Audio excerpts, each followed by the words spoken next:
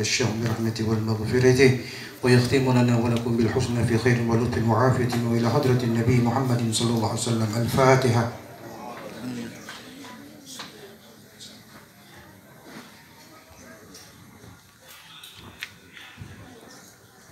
بسم الله الرحمن الرحيم. السلام عليكم ورحمة الله وبركاته. Waalaikumsalam. Salam sejahtera bagi kita sekalian. Alhamdulillah, alhamdulillahilladzi khalaqal mauta wal hayat liyabluwakum ayyukum ahsanu amala. Asyhadu an la ilaha illallah wahdah wa asyhadu anna Muhammadan abduhu wa rasuluhu wa la nabiyya ba'da. Allahumma salli wa sallim ala Rasulillah Muhammad ibn Abdillah wa ala alihi wa sahbihi wa mawala. Amma ba'd. Rabbi zidni ilman nafi'an warzuqni fahman wasi'an. Rabbi shrah li sadri wa yassir li amri wahlul 'uqdatam min lisani yafqahu qawli. Rabbi saddid lisani wahdi qalbi bihaqqi sayyidina Muhammadin sallallahu alaihi wasallam. Keluarga pemangku duka yang saya hormati,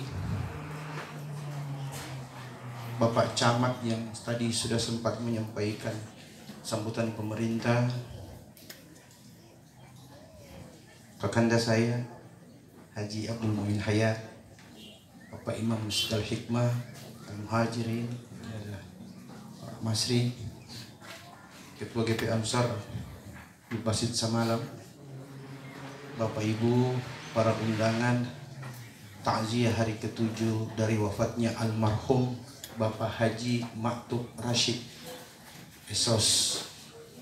Semoga almarhum wafat dalam keadaan husnul khatimah. Semoga almarhum ditempatkan di tempat yang seindah-indahnya dan dimasukkan Allah dalam rahmat dan ampunannya. Amin. Kalau tadi saya mau sedikit protes dulu karena saya dipanggil Habib. Habib itu orang Arab, saya orang Gorontalo, Ibu. Tidak campur. Jadi perlu dipertegas dan diperjelas. Nanti kalau tidak disampaikan nanti jadi kebiasaan. Nanti ada bahasa muncul, sejak kapan Ustaz Mahmud jadi Habib? Tapi yang menyampaikan sudah pergi, jadi biar yang menyampaikan yang tahu, ibu-ibu yang paham dengan bapak-bapak. Almarhum ini sudah seperti disampaikan oleh Bapak Camat tadi, Bapak Kadir, bahwa beliau ini banyak bergaul dengan kita orang. Kita orang tahu seperti apa beliau dan macam mana beliau dengan kesehari-harian yang ada. Itu sebabnya kehadiran kita ini merupakan bukti bahwa kita mengenal almarhum dan almarhum pun mengenal kita. Dalam pengenalan ini dibahasakan oleh agama dengan ta'aruf. Apa artinya ta'aruf? Anda kenal saya kenal Anda. Anda tahu kelebihan dan kekurangan saya pun tahu kelebihan dan kekurangan Anda. Ta'aruf namanya. Nah, untuk yang kurang kita saling memaafkan. Untuk yang baik kita saling memotivasi dan mendorong. Ini yang dimaksud dengan pergaulan yang baik. Oleh sebab itu, kadang-kadang kita menilai orang terlalu cepat dalam kehidupan. Ketika kita melihat hal-hal yang buruk pada awalnya, seakan-akan kita yakin dengan keadaan yang buruk pula akan ditutup usianya. Kadang kita melihat orang itu baik pada awalnya, tapi tidak jarang kita melihat hal yang buruk sebagai penutup hidupnya. Jadi kita tidak bisa menjadi orang yang menghakimi orang lain. Itu sebabnya Nabi kita Muhammad SAW mengingatkan kepada kita semua, innamal a'malu bil khawatim in kana khairan. Sesungguhnya apa yang dibuat oleh manusia nanti dia akhir hidupnya baru ada nilainya, bukan di awalnya. In kana khairan, jikalau dia orang baik, maka kematiannya itu pun akan ditutup dengan kebaikan pula. Wa in kana syarran fasyarran lahu, dan jikalau ia orang yang memang buruk perangainya, biasanya juga akan ditutup dengan keburukan akhir hidupnya. Jadi kita tidak menjustis manusia hanya dengan apa yang kita lihat dengan kedua mata kita. Bapak Ibu jamaah yang saya muliakan, yang dirahmati Allah. Tadi di mobil sempat anak almarhum tanya, Ustadz, penyakit apa yang susah diobati?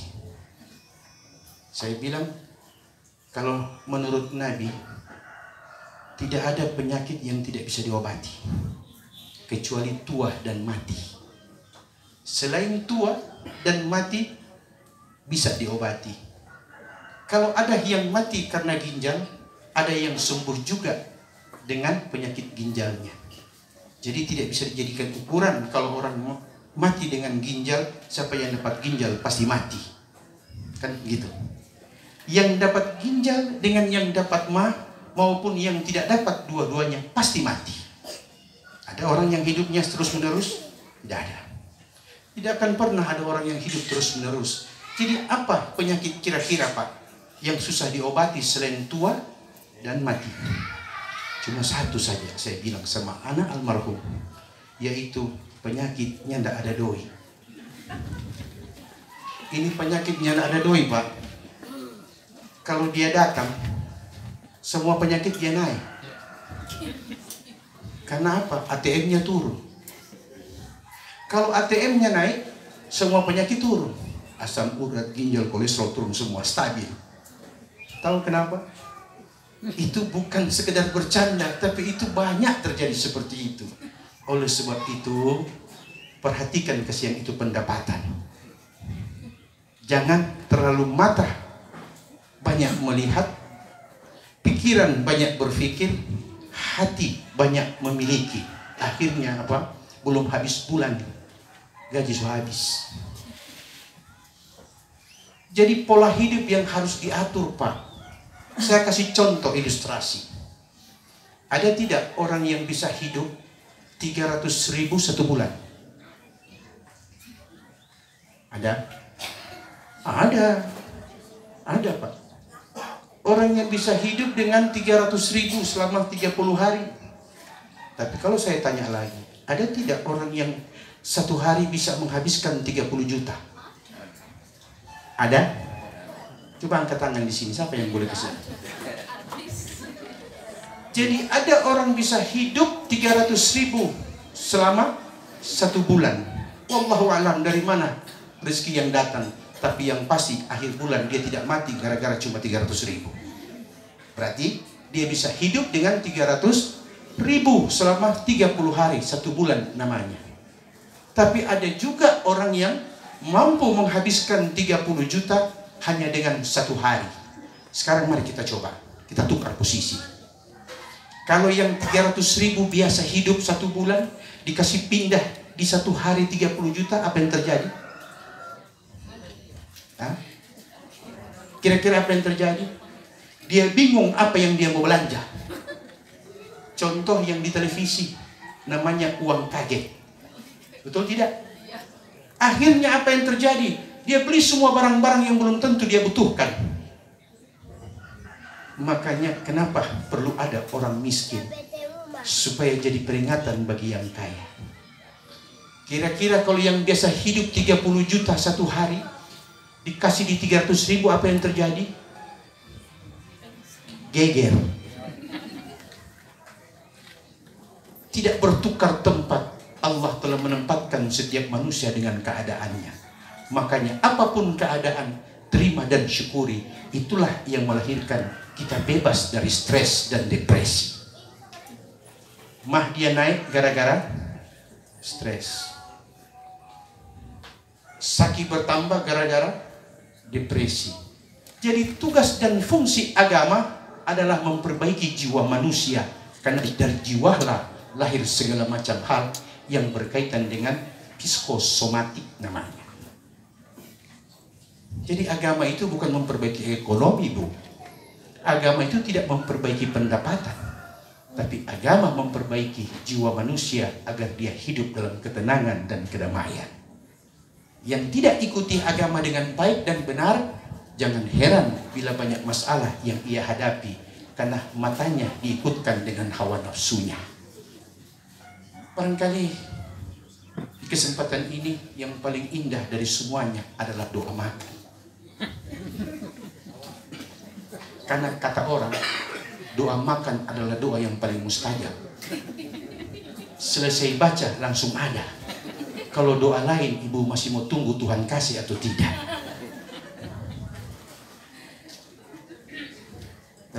Ini terakhir ya, sebelum doa makan. Ada satu cerita, mau saya cerita ibu? Yakin? Cerita tentang satu orang dikejar oleh singa di tengah hutan. Jadi ada singa kejar, dia lari bu. Ternyata dalam pelariannya dia sampai di tepi jurang. Dia lihat ke bawah jurang, ada sungai kecil, di bawahnya ada 2 ekor buaya yang sedang buka mulut. Kalau ibu dalam posisi ini, ibu pilih yang mana? Hah? Bu, di mana ibu pilih? Mau ikut pas singa atau mau ikut pak buaya? Susah kan? Nah, apa yang terjadi? Yang terjadi adalah dia melihat ke belakang, singa lagi baca doa makan. Dan waktu dilihat ke bawah, buaya juga lagi baca doa makan. Dia berpikir sesaat, daripada dimakan hidup-hidup oleh singa, mending dimakan setelah mati oleh buaya. Artinya apa? Kalau dia terjun, dia mati dan tapo. Berarti mati dulu, baru buaya dapat. Akhirnya dia terjun bu, pilihan akhir dia terjun. Ketika dia terjun, kuasa Allah, tiba-tiba ada seutas tali yang menjuntai di dinding jurang. Dia sempat berpegang di tali itu. Dia bilang, alhamdulillah, masih panjang umur kita. Kegembiraan ini hanya sesaat bu. Dari dinding jurang keluar 2 ekor tikus putih dan hitam yang senang makan tali. Dia makanlah tali yang di tempat dia bergantung. Dimakan pelan-pelan. Kira-kira kalau bapak di posisi itu pilih yang mana pak? Menunggu tali putus dimakan oleh tikus, atau naik ke atas berjumpa dengan ayah singa, atau harus terjun bebas ke bawah dengan 2 ekor buaya yang sedang baca doa makan? Dalam ketidakjelasan ini, tiba-tiba dia menengadah wajahnya ke langit. Dia mendengar ada segerombolan lebah yang lewat. Ketika dia melihat, ternganga, mulutnya terbuka, dan ada satu tetes madu yang jatuh ke dalam mulutnya. Dia berkata, Masya Allah, luar biasa manisnya madu ini. Hanya hitungan sedetik dia menikmati manisnya madu. Dia lupa dengan bahaya yang sedang mengancam jiwanya. Ibu, Pak, ini sebuah kisah tamsilan. Singa yang mengejar itulah maut namanya. Ainama takunu yudrikkumul maut. Kemana kau pergi, mati pasti akan mengikutimu. Suka atau tidak, pasti kau akan berjumpa dengan namanya kematian.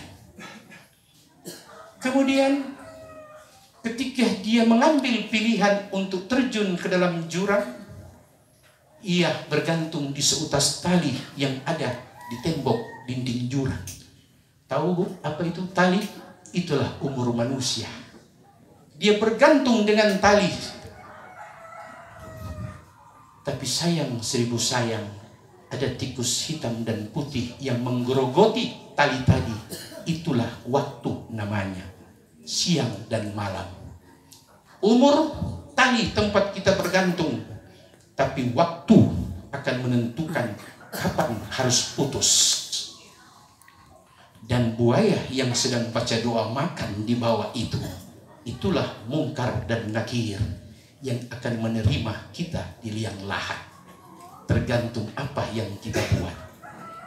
Anda jual, saya beli, kata Mungkar dan Nakir. Maka hiduplah dalam damai. Jadilah pelopor manusia yang suka kepada kedamaian. Kita diajarkan selepas sholat, Assalamualaikum warahmatullah, Assalamualaikum warahmatullah. Apa yang diucapkan Pak? Yang kita ucapkan, Allahumma antas salam. Ya Allah, Engkaulah sumber kedamaian itu.